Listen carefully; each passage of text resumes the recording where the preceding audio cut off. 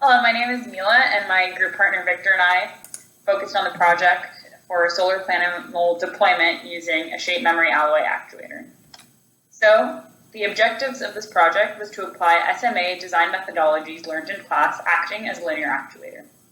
The deployment mechanism for a satellite solar panel was designed, and in order to complete the design, the required information that was calculated was the diameter of the actuator, the length of the actuator, the current required, and the deployment time. So to give an idea of what this deployment mechanism is, there are these two images shown of the mechanism in the initial position and the final position. So in the initial position, the SMA wire is the one going across the front panel, and it is in full martensite. As the wire is heated using an electrical current, it turns to austenite and the wire compresses, opening the door to the 90-degree deployed position. So with this, design and dynamic simulation was conducted in order to determine the forces that are required to open the door. So the density of the plastic as well as the frictional coefficient were determined from the SolidWorks material library. The bias spring load was provided in the problem, and it's 0 degrees. So when the door is closed, it's 4 Newton millimeters, and in its final position, the bias spring has a load of 16 Newton millimeters. As well, this mechanism is designed for space applications, but it is being tested on Earth. So a gravitational constant is applied on the door hinge where gravity is acting downwards.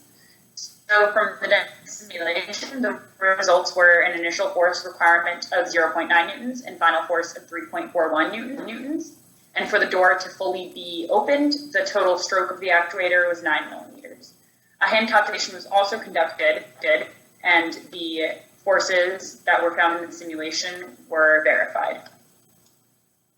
Next was the wire diameter selection. So there were 3 available wires of 0.15, 0.25, and 0.31 millimeters. The force required, as mentioned in the previous slide, was 3.41 newtons, and the nominal forces were calculated for each diameter. The one with the closest range was the 0.15 millimeter wire with a pulling force of 3.15 newtons. The next wire up had a much larger force than required, so we decided to choose the 0.15 wire, and accounting for a safety factor that is designed into the system. If the one wire doesn't work, then we would have to double up the wires and loop it around. So with the known diameter of the wire, the stresses can be calculated with the cross-sectional area, and we have a maximum and minimum stress that the system will encounter of 50.9 megapascals and 193 megapascals.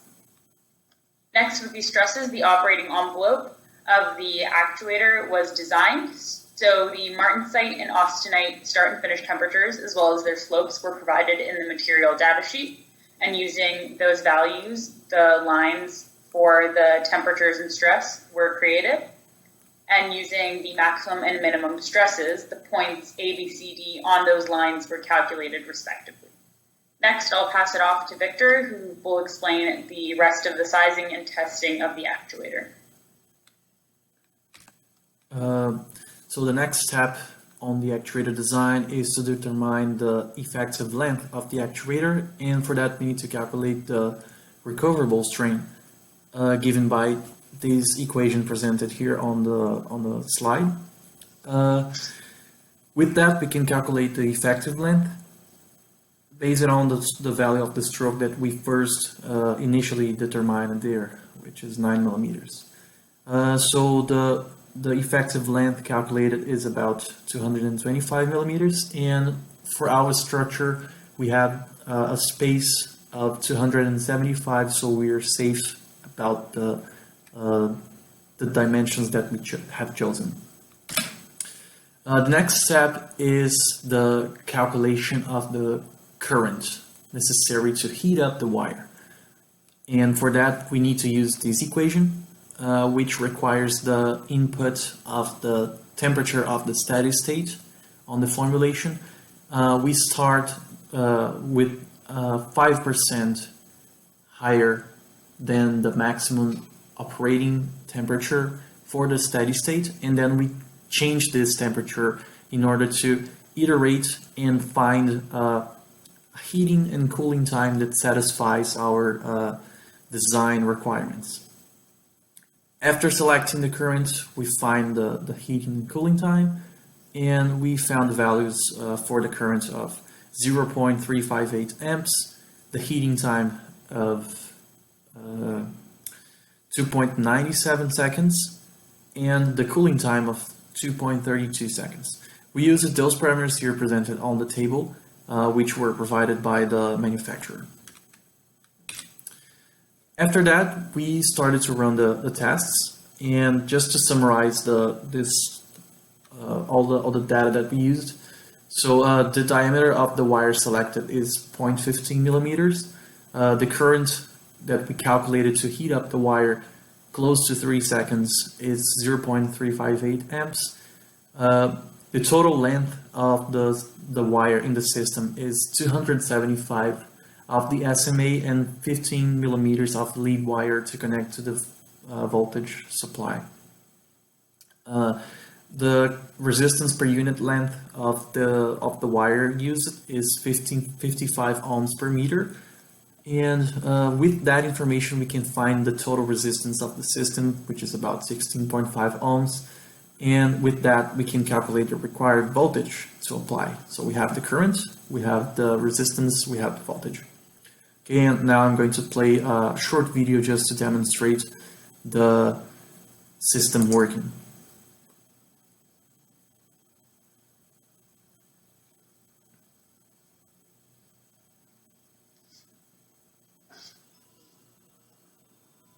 The door opens, and then a mechanical lock holds the system in place.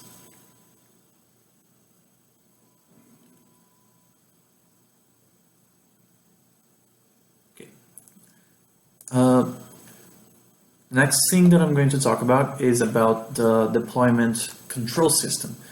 We didn't have time to implement that, but we made a proposal about how would the system work. And the first thing that we need to determine are the parameters for the control system. And those are here on the right. We can see the graph for the current. So we have a step diagram on the value of the current that we determined previously. And here on the left, we have a graph correlating temperature, strain, and time. When we are about the temperature of full austenite, when we transform the shape memory alloy to the austenite phase, we have a minimum strain, which is about 0.2% here on this graph. So that information is going to be the key parameter for our control system to know when the SMA wire is fully actuated. So basically that's the configuration of the control system. It has two parts. The first part here is this circuit diagram, which is composed by a computer, the data acquisition system, the power supply, the transistor, a reference resistor, and the shape memory alloy actuator. So basically the transistor is used for controlling the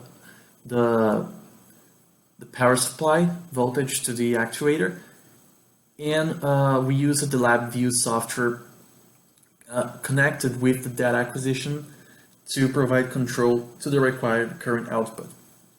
And basically the flow chart works like that on that picture here on the right. So we start with the transistor on. So the computer sends this information. Then the resistance of the SMA wire is calculated using this equation, and the voltage on the terminals of the reference resistor and the SMA actuator.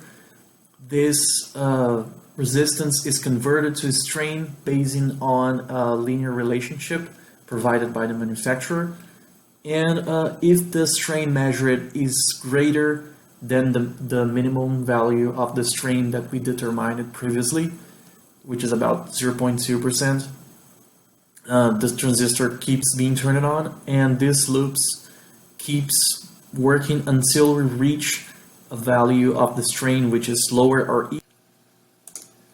lower or equal than the previously found minimum strain. And when that happens, the transistor is turned off. And that closes the loop for our control system. So talking about summarizing the results of our project, we had sufficient stroke to deploy the solar panel.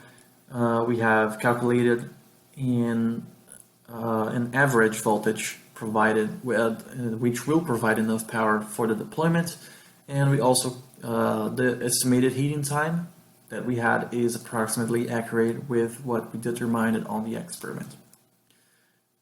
That concludes our presentation. Does anyone have any questions? Thank you very much.